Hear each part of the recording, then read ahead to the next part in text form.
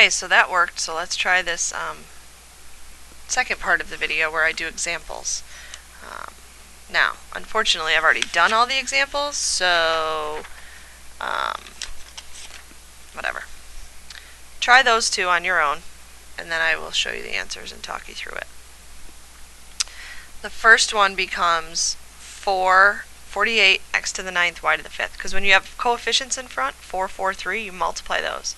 4 times 4 times 3. Then you add all the other exponents. This one, 2u squared v squared. That one you should have been able to get, I think. These two are pretty easy. So just make sure you pause and try it and make sure you get them right. This one, again, you have to do 2 squared x squared, so you get 4x squared.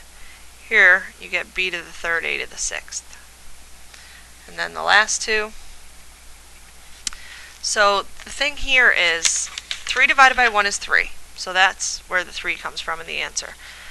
X to the first divided by x squared, if you subtract those exponents, you get x to the negative 1.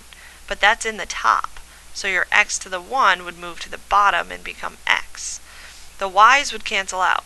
And if you want to think about it as subtracting exponents, 1 minus 1 gives you y to the 0. And we already said y to the 0 is 1. Anything to the 0 is 1. So those just cancel out and you're left with 3 over x.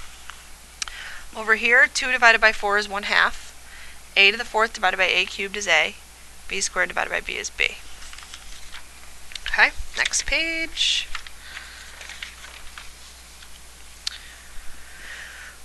When you subtract the exponents here, you get n to the negative 2, m to the negative 1. Those are both in the top, so they have to move to the bottom, but the 4 doesn't have a negative exponent, so that would stay. Now here's another thing.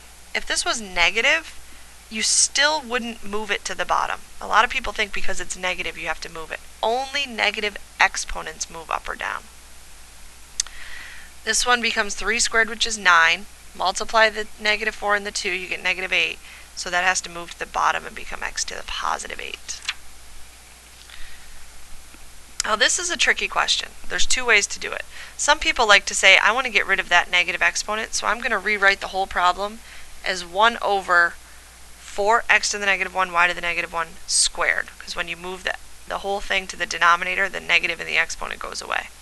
Personally, I think that's a little confusing and too many steps. So what I do is I just multiply all the exponents first. So I get 4 to the negative 2, x to the positive 2, because it's negative 1 times negative 2, and y to the positive 2.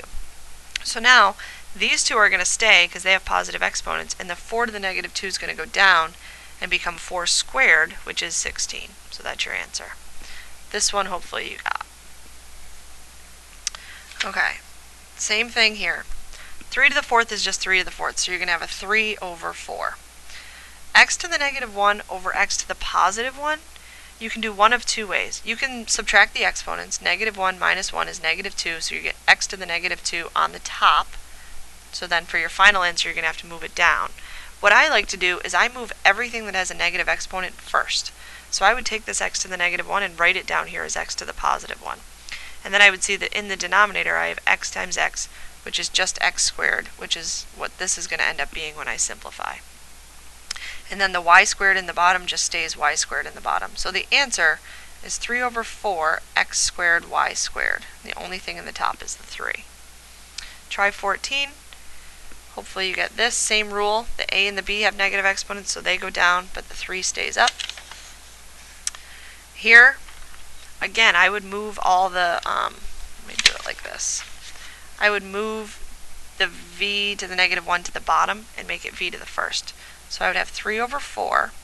The u exponents, when they subtract, give me a u on the top. And the v to the negative 1 moves to the bottom and becomes v.